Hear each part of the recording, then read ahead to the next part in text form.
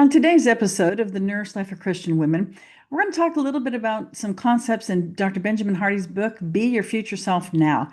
It's something that's kind of intuitive, but we're going to go into why that matters and what that kind of looks like in every day and the impact that that can have. So, join me for this really important conversation.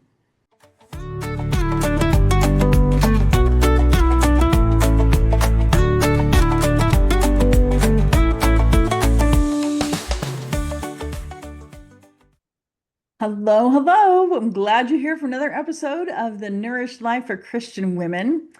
Today, as I mentioned, we're talking about Dr. Benjamin Hardy's book. It's a couple of concepts, not definitely covering the whole book, but Be Your Future Self Now. I'm covering up the title. There we go.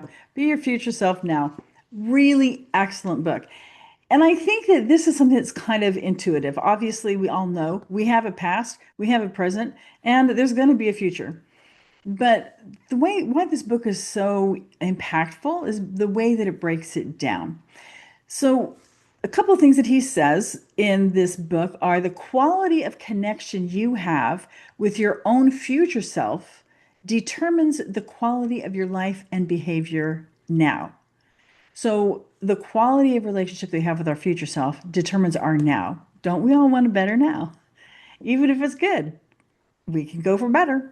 The clearer you are on where you want to go, the less distracted you'll be by endless options. So this idea of having, making decisions from our future self gives us such great clarity that we don't get in other ways. And so the we're going to talk a little bit first, going to lay some groundwork about kind of why this matters to be in touch with our past self and our current self. Our current self obviously is only this long because our current is always only current. And then, by the time this 10-minute episode ends, I don't know, 10 minutes probably, by the time it ends, this is going to be my past self. And so when I start recording this now, by the end of this, I'm going to already be that future self. So we're going to talk about how those three relate to each other and how this connection to to our future self makes so much difference. We've been conditioned to think that our past determines who we are, and that's not true actually. It's the meaning that we attach to our past. We'll talk a little bit more about that. Now, one of the books that I quote often is The Hiding Place by Corrie ten Boom, a Holocaust survivor. Another one that I quote fairly often is Viktor Frankl. He also is a Holocaust survivor. He shares his own experience of how he and others made it through that experience. It, in my way of thinking, there's like almost nothing in the human experience that you can go through that's going to be harder than that. And so the things that the people who were there learned from it, so valuable, so helpful. So he had written before he was taken into the concentration camp, he'd married a woman named Tilly. He had she was pregnant, had their baby on the way. He had written a book, and this book was a life's work of really a passion project for him. And then things happened with World War II, and he and his wife were taken.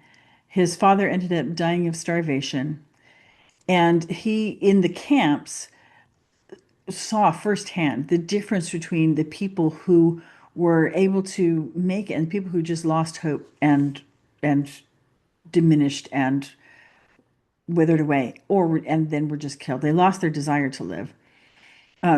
But he had it in his heart and in his mind that he wanted to rewrite his book.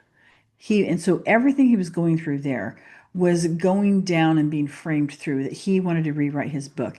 And that's the thing that got him through because he had a future to look to. He had something in the future. I also teach a lot about blue zones. And one of the things in the blue zones is that you have purpose. And for him, this was his purpose. He wanted to rewrite this book.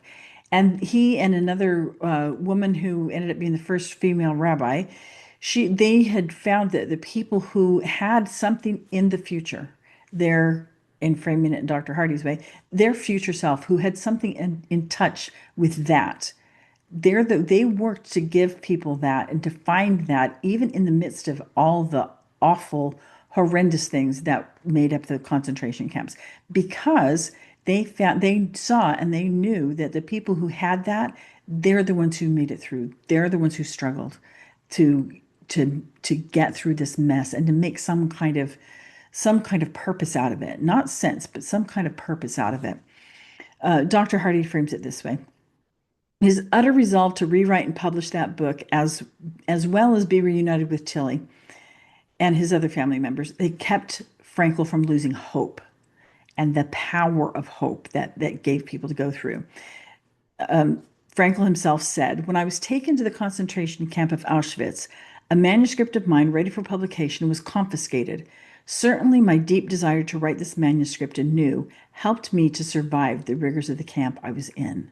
So that having something, being in touch with his future self, who he wanted to be, where he wanted to, how he wanted to be later, having an image, a vision of later. Now, 1945 rolled around. He was freed from the concentration camp.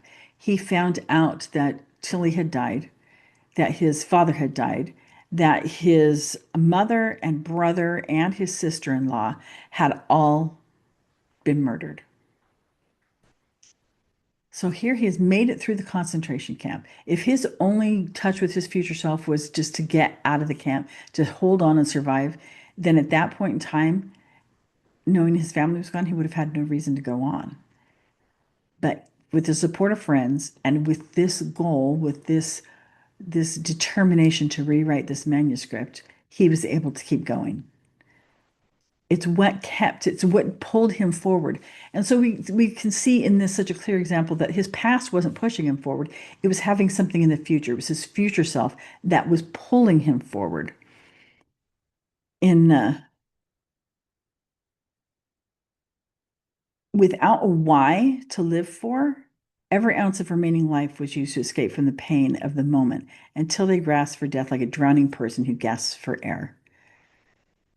If people don't have a why, if we don't have a why, if we don't have something in the future that we're working toward, that we're hoping for, that we're going toward, then that's when we lose hope. Present events draw meaning from their connection to future outcome. So our current right now, the meaning that we're deriving from this is by their connection to our future outcome. We see that with Frankel. He's such a good example of that. His context for his experience at the concentration camp had meaning and drew its meaning because of his future goal, his future desire to rewrite that manuscript. And so everything he was going through, he was framing through that perspective. So that future self pulled him forward. Dr. Hardy shares a really heartbreaking story that really gives such a clear illustration of how our past or our current, our circumstances, it's so much less about what the circumstance is and the meaning that we attach to it. When he was 16, he was driving. His mother had been driving. They were coming back from somewhere that was kind of a long drive. His mother was driving. She was getting really tired. He's a brand new driver. She's like, "Hey, let me drive. I'll do it." And so they pulled over, switched drivers. He was now driving. His mom climbed the back seat and fell asleep. He and his brothers were in the car also as well. So he's driving, and it's nighttime, and they come to this construction zone.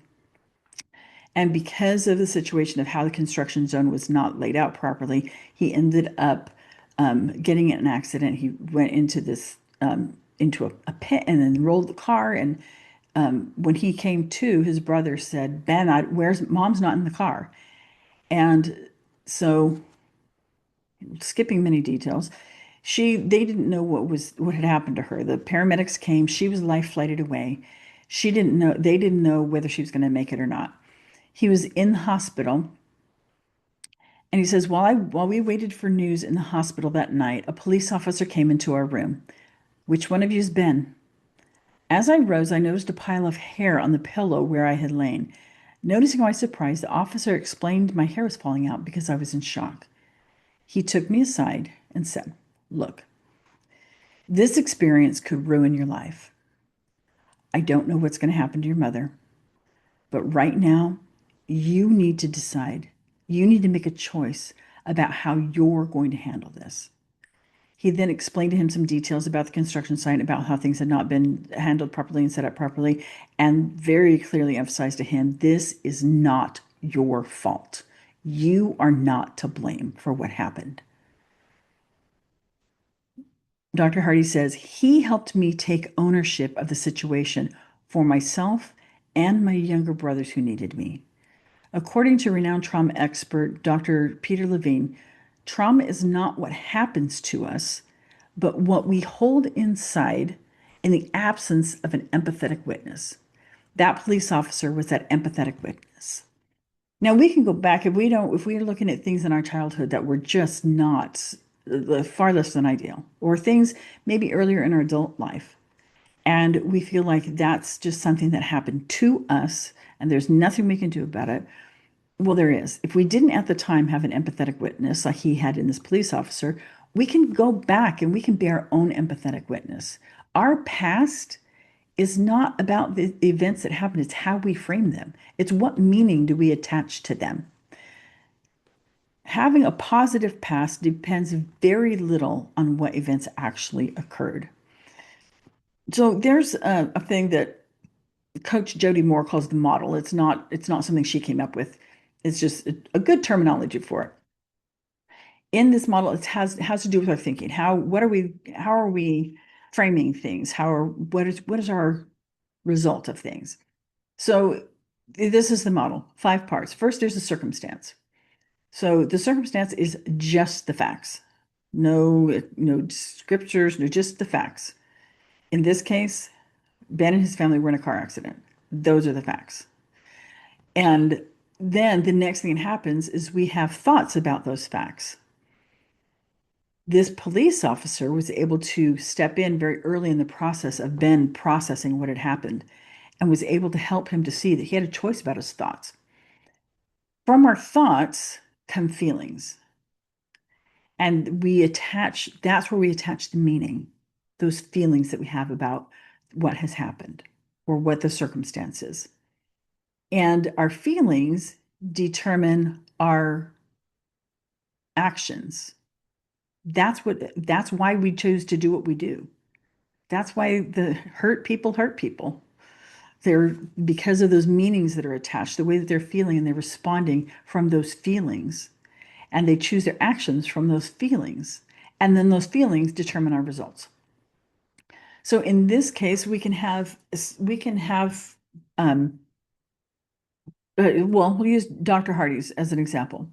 In that moment, the circumstance was they had been in a car accident.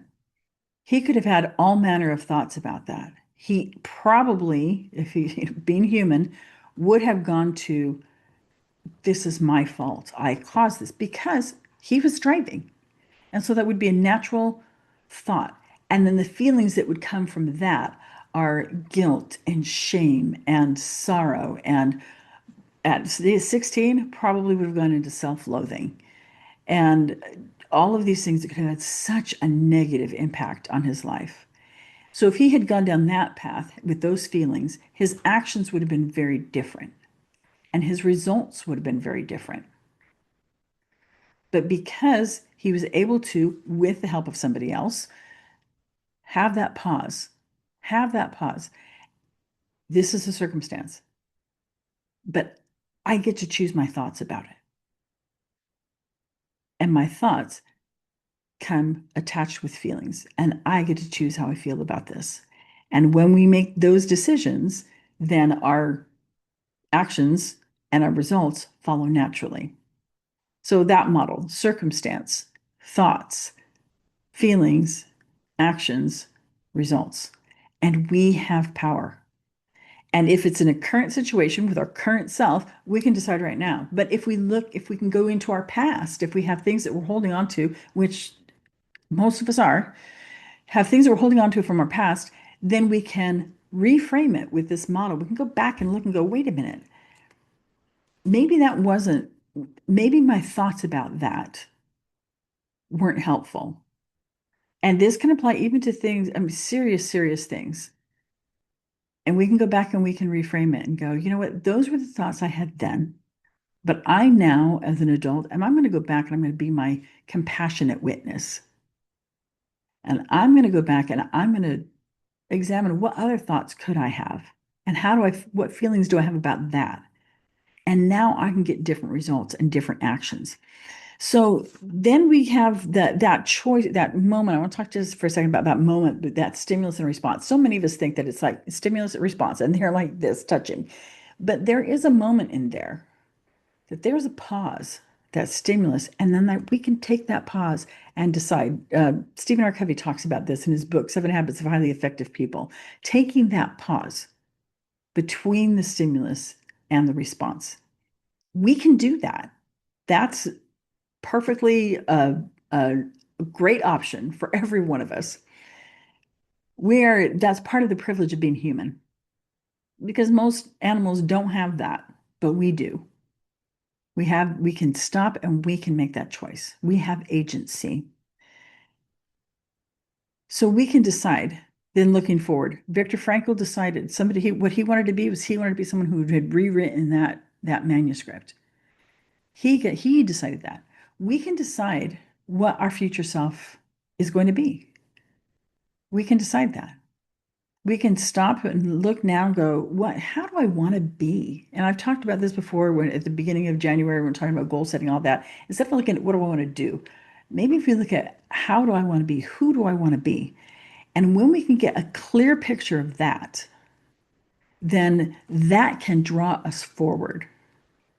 That's what can frame everything that we're going through now and help us to reframe anything in the past that we need to reframe.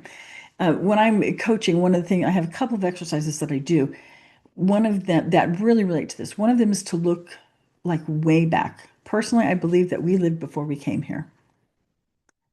So I invite my clients to try to imagine what they were like then. Who is the really the true essence of who they are? That gets to that. And to describe that person. And that really cuts the heart of who they see themselves as at the very core, as the child of God that they really are. Not the child of God who's been impacted and influenced by all these things in this world that they've gone through, but the real essence of who they are.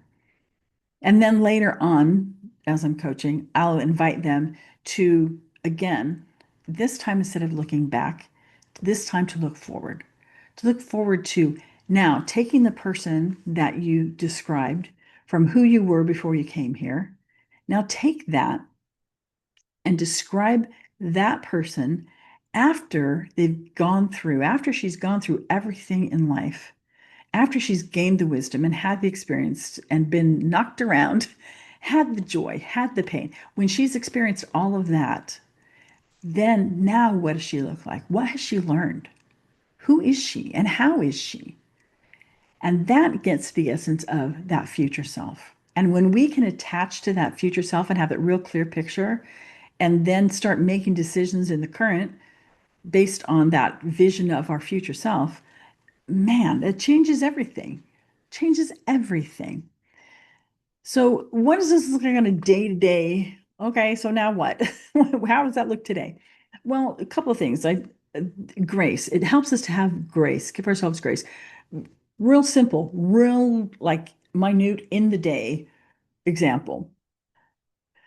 It's 10 o'clock at night. We're thinking that we should go to bed, but we're hooked into Instagram and scrolling away, or we're just lounging on the couch in front of the TV and debating whether to watch the next episode and whatever we're watching. And in that moment, that current self has a choice to make. And she'll make one choice or she'll make another. She'll decide to stay up and keep scrolling or stay up and watch more TV. Or she'll decide, nah, I'm going to go to bed.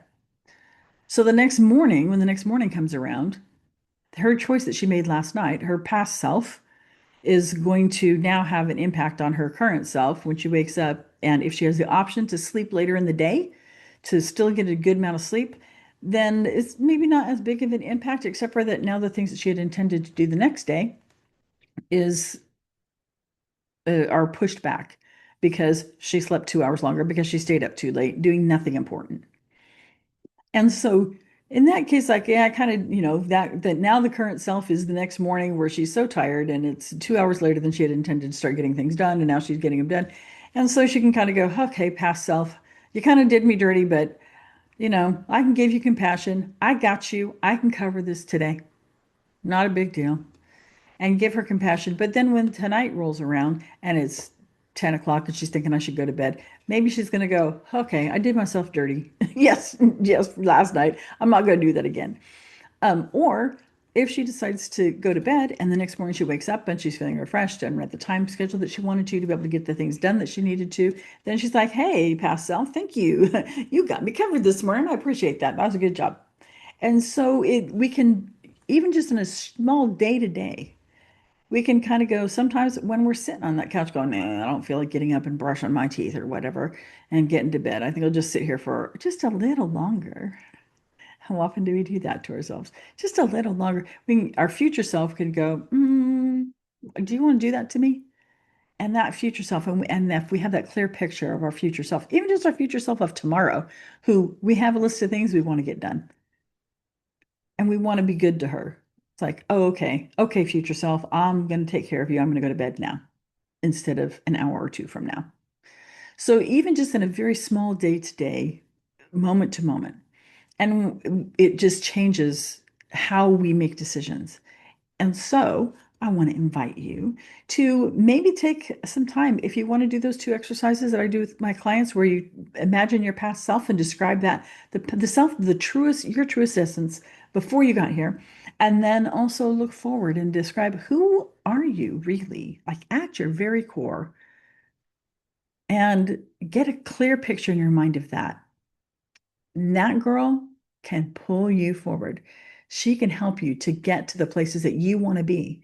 And if you don't have that vision, then we're just that's when we kind of wander. Okay, when we just kind of let life go. I mean, it just kind of comes at us and we decide right in that second what we're going to do with no guiding, determining factor of, no, that's not really who I am. And so I invite you to get clear on that and take some time to be your future self now. And remember here at Nourishing Body and Soul that eating is peaceful, movement is joyful, and your worth, no matter what decision you make in the present, no matter how you frame your past, your worth is never up for debate. See you next time.